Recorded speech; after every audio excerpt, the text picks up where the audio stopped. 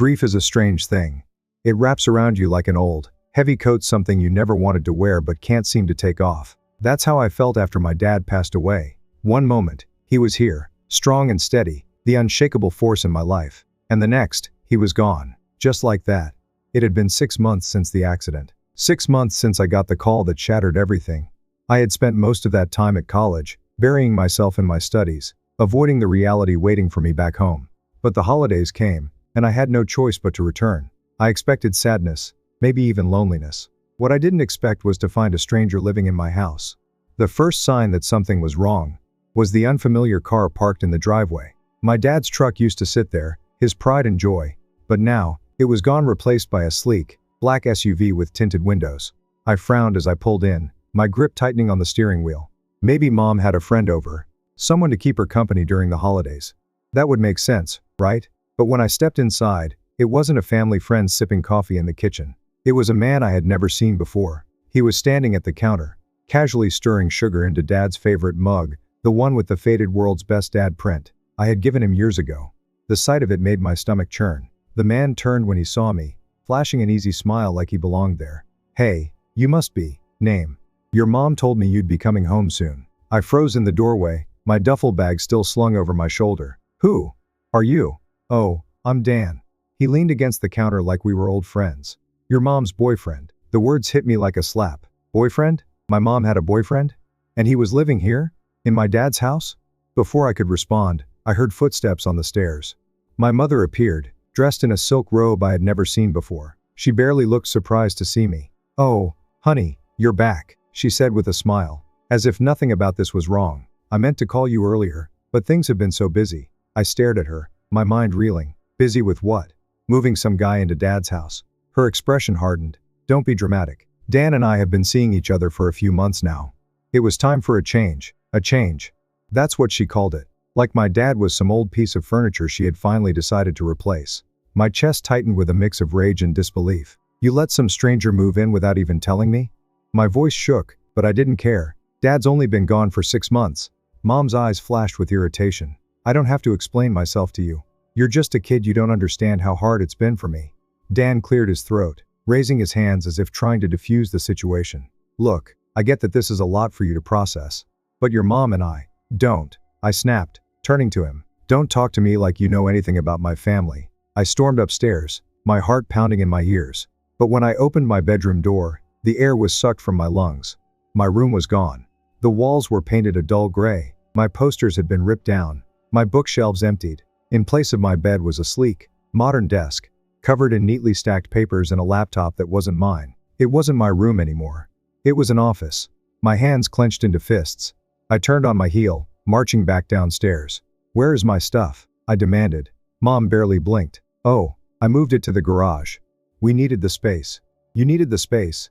For what? So your new boyfriend can have a fancy office while I'm shoved into storage?" Mom sighed like I was the one being unreasonable. "You're only here for breaks, Name. You don't need a whole room to yourself anymore. Dan works from home, and we thought." I cut in. "Since when does Dan get a say in anything that happens in this house? This is Dad's house." Dan had the nerve to chuckle. "Actually, kid, it's your mom's house now, and we're building a life together. Maybe you should think about getting your own place after graduation." Something inside me snapped. Without another word, I turned on my heel, stormed to the garage, and started grabbing boxes, my clothes, my books, and, most importantly, the few things of my dad's that were left. His old watch, the framed fishing photo of us, the birthday cards he had saved. Things that actually mattered. Things that shouldn't be thrown away like garbage. Mom and Dan didn't stop me. Maybe they thought I was bluffing. Maybe they didn't care. But when I threw the last box into my car and peeled out of the driveway, I knew one thing for sure. I wasn't coming back. I didn't stop driving until I reached my grandparents' house. The second I stepped through the door, my grandmother pulled me into a hug so tight, I thought I might break. It was the first warmth I had felt since coming home. "Oh, sweetheart," she murmured, smoothing my hair. "We were hoping you'd come here first." I blinked up at her. "You knew?" Grandpa, who had been sitting quietly in his armchair, set down his newspaper with a heavy sigh. "We had our suspicions. Your mother, she doesn't waste time when she sets her sights on something." Anger flared in my chest again. "It's only been 6 months, Grandpa. She moved some stranger into Dad's house, turned my room into his office, and threw my stuff in the garage like I was never part of that home. Grandpa's jaw tightened, and he exchanged a glance with Grandma before patting the seat next to him. "Sit down, kid. There's something you need to see." I hesitated but did as he asked. He reached over to the small table beside him and picked up a thick folder, its edges worn and creased. "Your father came to me a few months before he passed," Grandpa explained, handing me the folder. "He had a feeling something wasn't right. He didn't trust your mother, and he wanted to make sure you were protected if anything happened to him." My hands trembled as I opened the folder. Inside were pages upon pages of legal documents, property deeds, bank statements, and, at the very top, a handwritten letter from my dad. My breath hitched as I unfolded it. His familiar, steady handwriting filled the page. "My dearest Coley, if you're reading this, it means I'm not there anymore. And that thought alone breaks my heart. There's something I need you to know. I've seen the way your mother has changed. I've seen the way she looks at me like I'm an inconvenience, not a partner. I know she's been keeping secrets. And I know she's been planning for a future that doesn't include me. I don't want you caught in the middle of her choices. That's why I've taken steps to ensure that no matter what happens, you have a home. Our home. I've transferred ownership of the house to you. Legally, it's yours now. I hope it never comes to this, but if it does, know that I did it out of love. Always, Dad." Tears blurred my vision as I clutched the letter to my chest. My dad knew. He had known what she was capable of, and he had tried to protect me. "The house. It's mine?" I whispered. Grandpa nodded. "Your father made sure of it. Your mother doesn't know yet, but she will soon. And something tells me she won't take it well." A bitter laugh escaped me. That's an understatement. The next morning, I sent my mother a message. "We need to talk. I'm coming by the house." She responded almost instantly. "Mom, if this is about your behavior yesterday, I don't want to hear it. You need to grow up and accept change." I ignored her condescension and drove back to what was rightfully mine. The second I stepped inside, I found her and Dan sitting on the couch, looking far too comfortable. "Oh, look who decided to come crawling back," Mom said, crossing her arms. "I hope you're here to apologize." Dan smirked from his spot beside her. "Yeah, kid. That temper of yours is going to get you into trouble one day." I ignored both of them and set the folder down on the coffee table. "Actually, I'm here to let you know that you need to leave." Mom's smile faltered. "Excuse me?" I flipped the folder open, revealing the deed to the house with my name on it. "Dad transferred ownership of this house to me before he passed. It's legally mine. You and Dan have no right to be here." Silence filled the room. Dan was the first to react. He shot up from the couch, grabbing the papers and skimming through them, his smug expression fading into panic. This can't be real." Mom snatched the papers from him, her hands shaking. "No, that's impossible. Your father wouldn't." "But he did," I interrupted. "Because he knew exactly what you were capable of." She turned on me, her face contorted in rage. "You ungrateful little brat. After everything I've done for you." "Everything you've done for me?" I shot back. "You mean replacing Dad with this guy? Throwing away my things? Selling off Dad's stuff while I was gone?" She flinched, and I knew I had hit a nerve. Dan, realizing that his cushy situation was slipping away, tried to step in. "Listen, kid, maybe we can work something out. Your mom and I." "No," I snapped. "There's nothing to work out. You need to pack your things and leave. Both of you." Mom's expression twisted into something desperate. "I have nowhere else to go. This is my home too." I stared at her, my heart pounding. "No, Mom, it's mine now. And you lost the right to call it home the moment you let him in." She screamed in frustration, throwing the papers across the room. But she knew she had lost. Dan, sensing the inevitable, grabbed his keys and stormed out without another word. Mom sank onto the couch, burying her face in her hands. For the first time in my life, I didn't feel small in front of her.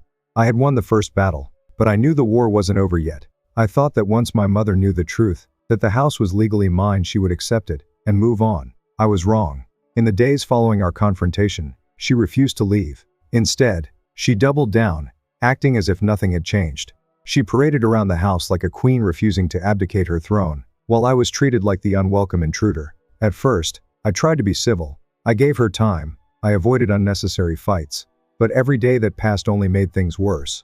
Dan was gone, but his influence lingered. My mother sulked around the house, leaving dishes piled in the sink, scattering unopened bills across the dining table. She barely spoke to me, except to issue snide remarks about how selfish I was being. "Your father wouldn't have wanted this," she sneered one morning as I made coffee. "He would have wanted us to stay together as a family." I slammed the mug down harder than I intended. "Don't talk to me about what Dad would have wanted." Her eyes narrowed. "Oh, so now you're the expert on what he wanted. I know one thing for sure, he didn't want you selling off his belongings like they meant nothing." She scoffed. "We needed the money. You got a massive insurance payout." I shot back. "Where did all that go?" She didn't answer. Instead, she stormed out of the kitchen, slamming the door so hard that the walls shook. I exhaled slowly, gripping the counter. This was going nowhere. She wasn't going to leave willingly. And that meant I had to take action. That evening, I sat down with Grandpa and our lawyer, Mark, to discuss my options. She's stalling, I told them, acting like if she ignores the situation, it'll go away. Mark nodded. That's a common tactic. She's hoping you'll back down. Grandpa sighed. She's never known when to quit. What do I do? I asked. I can't live like this forever. Mark leaned forward. Legally, you have every right to evict her. It's your house. But if she refuses to leave willingly, we might have to go through a formal eviction process. The thought of kicking my own mother out of the house felt heavy in my chest. But what choice did I have? She wasn't acting like a mother. She was acting like a squatter, clinging to something that no longer belonged to her. Let's do it, I said. File the paperwork. Mark nodded. I'll get started. But prepare yourself, this could get messy. The next morning, I placed the official eviction notice on the kitchen counter. My mother found it within minutes. What the hell is this? She shrieked, waving the paper in my face. I met her glare head on. It's a legal notice. You have 30 days to move out. Her face turned red. You think you can just throw me out of my own house? It's not your house, I said evenly. It hasn't been since Dad transferred it to me. She let out a humorless laugh. You ungrateful little brat. After everything I've done for you. Stop. I cut her off. Stop acting like the victim. You made your choices. You let Dan move in. You tried to sell this house out from under me. You sold Dad's things behind my back. She clenched her fists, her whole body shaking. You'll regret this, she spat. One day, when you're alone and have no one left, you'll realize what you've done. I didn't flinch. Maybe, but at least I won't be living in a house filled with ghosts and lies. She tore the eviction notice in half and stormed upstairs. I knew then that she wasn't going to leave quietly. The final week before the eviction deadline was chaos. My mother oscillated between silent treatment and dramatic outbursts. She called relatives, spinning the story to make me look like the villain. She told them I was kicking her out onto the street, leaving her with nothing. Some of them called, demanding to know why I was being so heartless. You don't know the whole story, I told them, refusing to be guilt-tripped. She tried to sell the house. She let some guy move in and take over. She sold Dad's things like they were junk. That shut most of them up. But my mother had one last trick up her sleeve. 2 days before she was supposed to leave, I came home to find the house in complete disarray. Furniture overturned, dishes shattered on the floor, picture frames broken. It was like a tornado had ripped through it. And in the middle of it all stood my mother, breathing heavily, her eyes wild. If I can't have it, neither can you, she hissed. I swallowed the lump in my throat. Get out. She let out a bitter laugh. You think you've won? You think you can just erase me? No, I said, my voice steady. You did that to yourself. For a moment, I thought she might hit me. But instead, she grabbed her purse, stormed toward the door, and yanked it open. She turned back one last time. You'll regret this. Then she was gone. I stood in the wreckage of my childhood home, my breath coming in slow, measured gulps. The house was a mess, but for the first time in months, it was finally mine again. It would take time to fix everything, to clean up the damage she left behind. But I wasn't afraid of hard work. I had already survived the hardest part. I grabbed a broom, rolled up my sleeves, and got to work. Because this house wasn't just a house anymore. It was my future. And I wasn't going to let anyone take it away from me again. The morning after my mother left, the house was eerily quiet. It felt different, like the walls had finally exhaled after months of holding their breath. But the damage she left behind was everywhere: shattered glass, overturned furniture, gaping holes in the walls where picture frames had been ripped away. It wasn't just a mess. It was a statement, a final act of defiance. I stood in the wreckage, taking a deep breath. This was my home now, and I would rebuild it.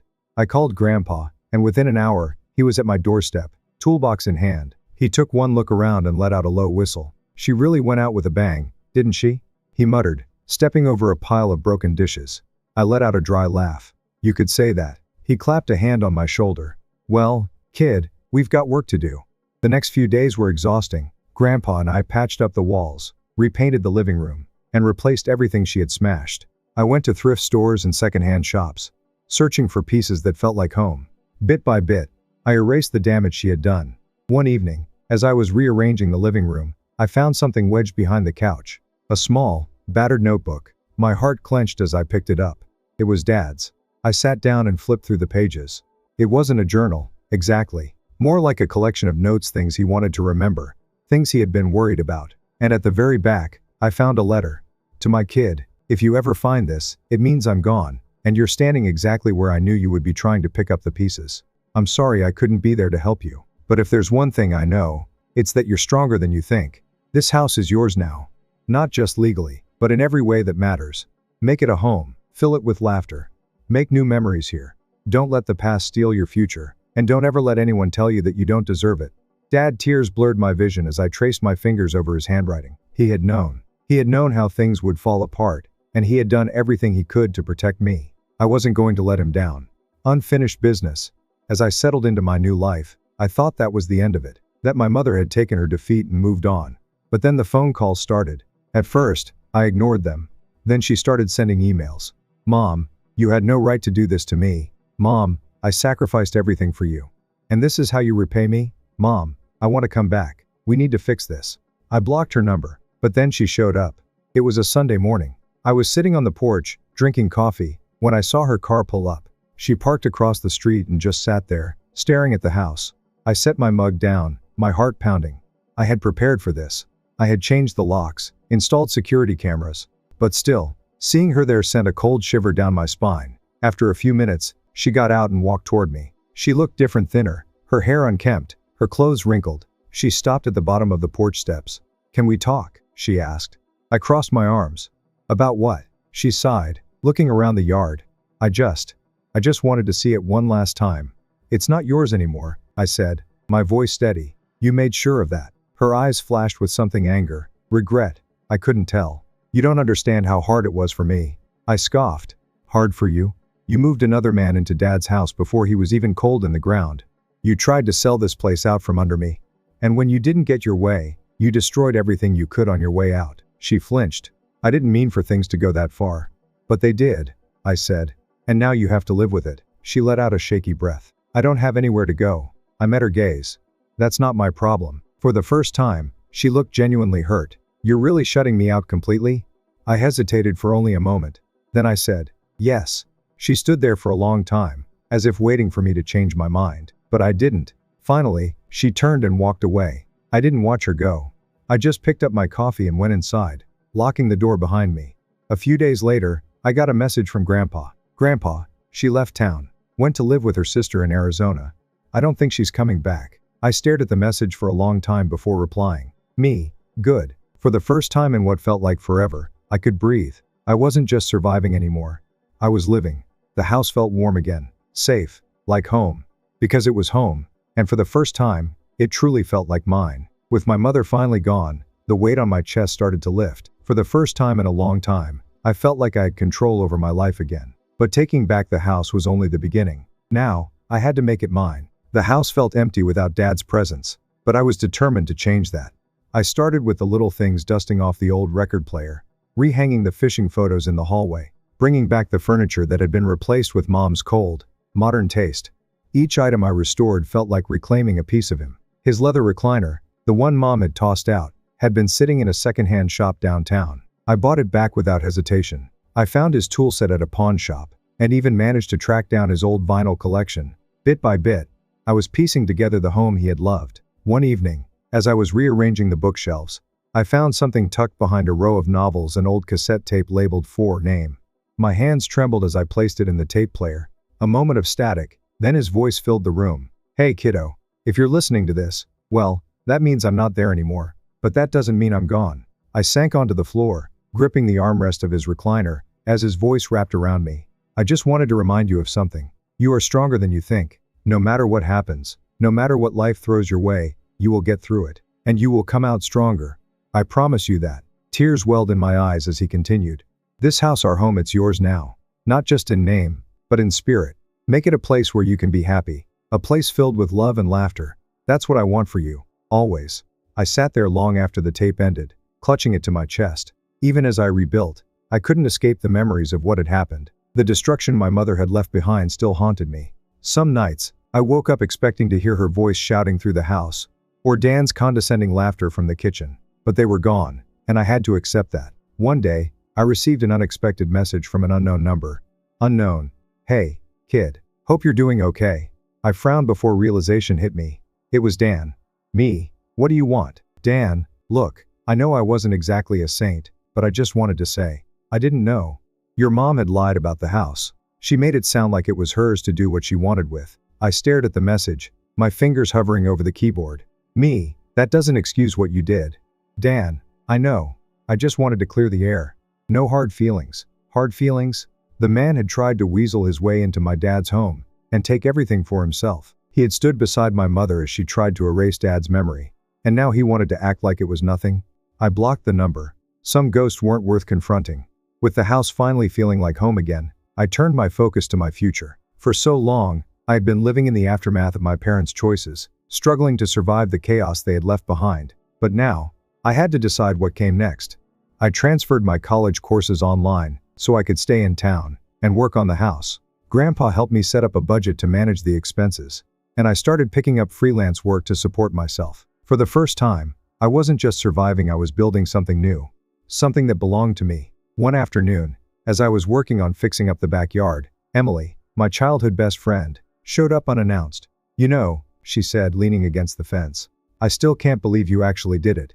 You took back the house, stood up to your mom, won. I wiped sweat from my forehead, giving her a small smile. Yeah, me neither. She studied me for a moment before shaking her head. You look different, lighter. I let out a small laugh. I feel different. She hesitated, then pulled something out of her bag, a small, old photo. It was of me and Dad at the lake, laughing as we held up a fish that was clearly too small to keep. I found this in some of my old things, she said. Thought you might want it. I took the photo, running my fingers over its edges. Thank you, Emily smiled. So, what's next for you? I looked around at the house, at the walls I had repainted, at the life I was slowly rebuilding. I don't know, I admitted. But for the first time, I'm excited to find out. The house no longer felt like a battlefield. The walls, once filled with anger and resentment, had softened. The air, once thick with tension, now carried only the scent of fresh paint and old books. I had spent months reclaiming this place, not just physically, but emotionally. And now, for the first time in a long time, I felt at peace. One afternoon, as I sorted through the last of my dad's belongings, I found something unexpected, a box of unopened letters. They were from my mother. Some dated back years, others from just a few months ago. My hands trembled as I picked one up and slid my finger beneath the seal. Dear name, I know you hate me. And maybe I deserve it. But I hope one day you'll understand that I did what I thought was best. I made mistakes, but I never stopped loving you. Mom, I closed my eyes, exhaling slowly. I wanted to believe her. I wanted to think that, in some twisted way, she had meant well. But love wasn't enough. Not when it was tangled with betrayal and selfishness. Still, I didn't throw the letters away. I placed them back in the box and tucked them into the attic. Maybe one day, I would be ready to read them all. But not today. With the house finally feeling like home, I decided it was time to stop living in the past. It was time to fill these rooms with new memories, new laughter. I invited Emily and a few old friends over for dinner. For the first time, the house wasn't just a project, it was a place where people gathered, where stories were shared, where I could be myself. At one point, as we sat around the dining table, Emily raised her glass. To start fresh, she said, smiling. And to name the strongest person I know. I laughed, shaking my head. I don't know about that. Are you kidding? Another friend chimed in. You literally took your house back from your mom and her scam artist boyfriend. That's like something out of a movie. I smiled, warmth spreading through my chest. I guess when you put it that way. As the night went on, I realized something. For the first time, I wasn't thinking about the past. I wasn't waiting for the other shoe to drop. I was just happy. A few weeks later, I stood on the porch, watching the sunset over the yard. The house, once a source of pain, was now a symbol of resilience, of survival, of love. I still didn't know exactly what the future held. But I knew one thing for certain: I was ready to find out. Because this wasn't just about reclaiming my home. It was about reclaiming myself. And that, more than anything, was a victory worth celebrating.